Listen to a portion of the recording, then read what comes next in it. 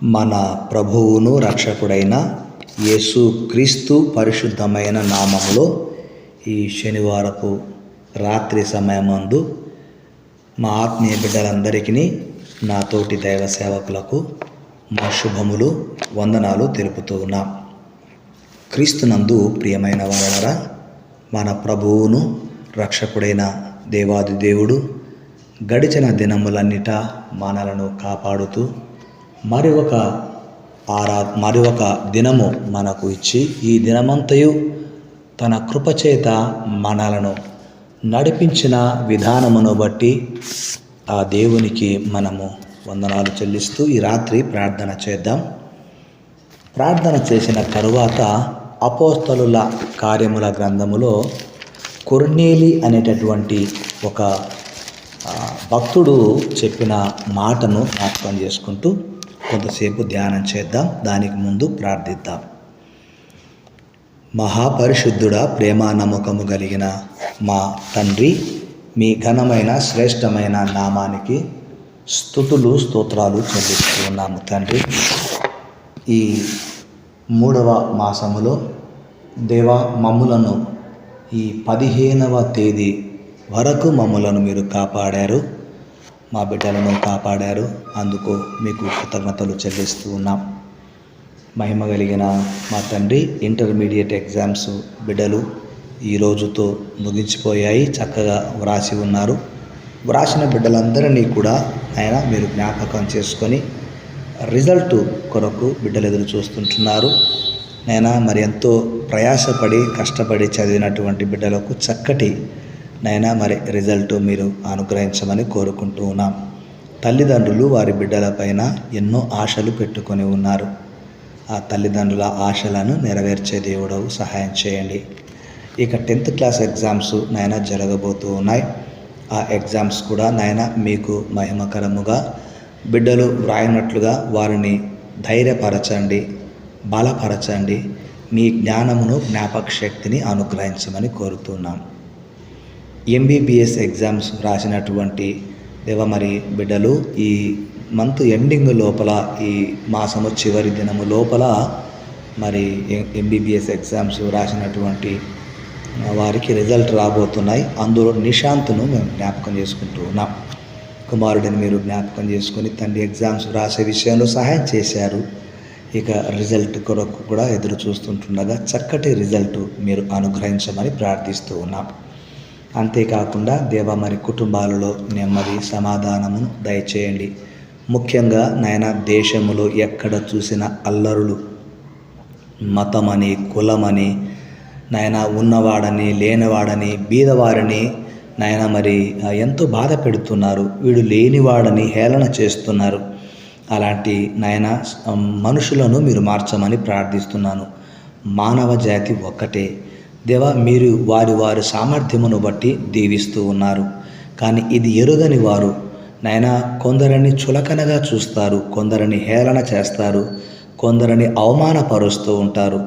ఇలా చులకనగా చూడబడిన వారు, హేళన చేయబడుతున్నవారు మీ దృష్టిలో నాయన గొప్పవారుగా మీరు వారిని ఎంచుతూ ఉన్నారు. అందును బట్టి మీ వందనాలు. కనుక మా దేశంలో కులము, మతము, చిన్నవాడు పెద్దవాడు అనే తేడాలు లేకుండా అందరూ సమానమే అన్న భావము పుట్టించుదురుగాక. కృప చూపించి మీ కార్యములు జరిగించండి. మతోన్మాదులు నాయన క్రైస్తవ్యాన్ని తరిమివేయాలనే ప్రయత్నాలు చేస్తూ ఉన్నారు. నాయన ఈ క్రైస్తవ్యము అనేది మతము కాదు, మంచి మార్గమని ప్రతి ఒక్కరూ గ్రహించుదురుగాక. కనుక మా దేశమును దీవించండి, ప్రపంచ దేశాలను ఆశీర్వదించండి. మీ పేరు పెట్టబడిన మీ బిడ్డలను బలముగా దీవించమని కోరుకుంటూ ఉన్నాం. కుటుంబాలలో నాయన ఎవరికి ఏది కొరతగా ఉన్నదో మీకు తెలుసును. వివాహ వయసు వచ్చిన బిడ్డలకైతే వివాహములు జరగాలి నాయన, వివాహములు జరిగిన బిడ్డలకు సంతానము కలగాలి. మీ కృప చూపించండి, కార్యాలు జరిగించండి. అంతేకాకుండా దేవ గర్భవతులుగా ఉన్న బిడ్డలకు సుఖప్రసవములు దయచేయండి. అంతేకాకుండా నాయన ఉద్యోగ ప్రయత్నాల కొరకు ప్రయత్నం చేస్తున్న బిడ్డలకు సహాయం చేయమని కోరుకుంటూ ఉన్నాం. దీర్ఘకాలిక జబ్బులతో బాధపడుతున్న వారికి స్వస్థతలు ఇవ్వండి. అప్పులలో నాయన అప్పుల ఊబిలో పడిపోయిన వారిని లేవనెత్తమని తెలిసి తెలియక కుటుంబము నడవక నాయన అప్పులు చేసుకొని ఉద్యోగం వస్తే లేదా వ్యాపారంలో లాభాలు వస్తే తీర్చుకోవచ్చులే అనుకొని బ్యాంకులో లోన్లు తీసుకొని ఉంటారు, లేదా వడ్డీకి తీసుకొని ఉంటారు. కట్టలేని పరిస్థితిలో ఏం చేయాలో అర్థం కాక ఉన్న బిడ్డలను మీరు ఒక్కసారి జ్ఞాపకం చేసుకోనండి. తండ్రి సహాయం చేయండి, అప్పులు తీర్చుకునే మార్గము చూపించండి. అంతేకాకుండా అనాథలను ఆదరిస్తున్న వారిని దీవించండి దేవా. మరి విధవరాండ్లను దీవించండి, వారి కుటుంబాలను ఆశీర్వదించండి, వృద్ధులను దీవించండి, ఆయా వృత్తిలో ఉన్న వారందరినీ కూడా దీవించండి. వైద్య వృత్తిలో ఉన్న వారిని మీరు ప్రత్యేకముగా దీవించండి. ఇందులో మా ఆత్మీయ బిడ్డలు కూడా ఉన్నారు. మీ కృపచేత నాయన వారిని జ్ఞాపకం చేసుకుంటూ ఉన్నాం. సహాయం చేయండి. నాతోటి దైవ సేవకులను దైవ సేవకురాండ్లను ఆశీర్వదించండి. భయమ కలిగిన మా తండ్రి, కుటుంబాలలో అత్తాకోడళ్లకు నెమ్మది లేక నైనా ఒకరిపైన ఒకరు ఈర్ష్య పెంచుకొని జీవిస్తుంటున్నారు. అలాంటి కుటుంబాలలో నెమ్మదిని దయచేయండి.